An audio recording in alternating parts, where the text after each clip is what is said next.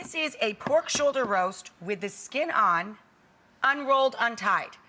All I've done is season it with salt, pepper, granulated garlic, and fennel overnight, the meat side. The skin side, I rub with a little bit of baking soda. That will make the skin crispy. You leave it in the fridge overnight. Don't do anything to it. Don't cover it. Just leave it open in the lowest part of your fridge overnight. The next day, I put it up on a few large onions, halved, and some whole bulbs of garlic with the cloves exposed. Now we're gonna add liquids to the pan to make our gravy, the base for our gravy. This is gonna be sliced pork with gravy and apple walnut salsa. So the first thing you do is preheat your oven to 450 degrees with the rack at center oven. Then you're gonna add 1 12-ounce bottle or can of hard cider or a 1.5 cups of fresh pressed cloudy cider. Then we're gonna stretch that by adding a little chicken stock, about 1 cup. Now, the second I take this to the oven, honey, open the oven for me, I turn the oven down immediately to 300. We've preheated it to 450, and then we turn it way back. We cook this low and slow for about 2 to 2.5 hours. Then what we're gonna do is take it out and let it rest, collect all the juices and make gravy, and turn the oven back up to 450 to make our skin nice and crispy. We'll show you how to make the gravy, and John will throw together the salsa right after this.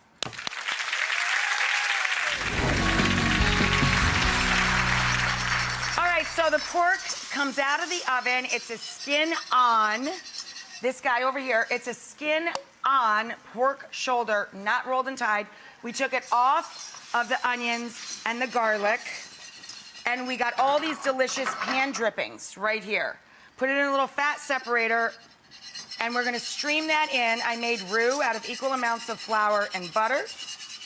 I'm adding in my pan drippings that taste like garlic and onion, and more hard cider or fresh cloudy cider if you want it sweeter, and the chicken stock that we added to the pan. We're gonna let this thicken up. We can stretch it if we want with a little store-bought chicken stock or broth.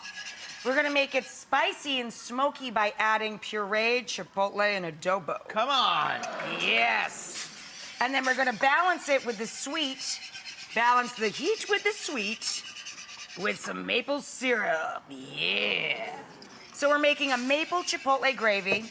Anytime I make gravy, as John knows, I always throw in some Worcestershire sauce. So when that comes out of the oven, you put it on a shallow pan, just a plain sheet tray, with a rack in the middle to keep the pork up off the pan to get more drippings out of it, right?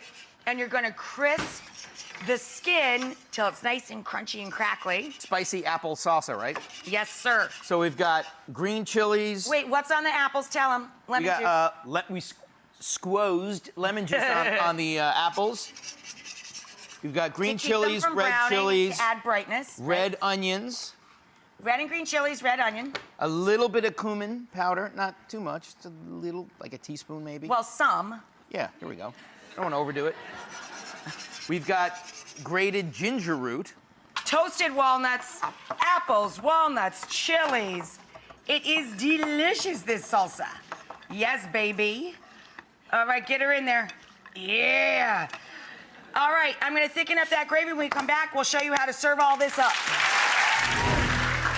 You can Look, see I'm jumping up and down because the meat is beautiful and pink and tender, but the very top is super crunchy, crackly. Yeah, take a crunch out of that. You hear? Okay. Honey, you want a taco or a roll? I'll do taco. Okay, so we just served this up with some split rolls. You do hamburger rolls, ciabatta rolls if you want it nice and crusty, crunchy. Or you can do tacos. We've got that beautiful, super lean actually, gorgeous, but tender pork. Ooh. I know, honey, calm down, don't bite me. And then we've got our velvety, smooth, yeah, our chipotle maple, sweet and spicy gravy. And then our crunchy apple walnut. Uh-huh. Come on. Uh-huh.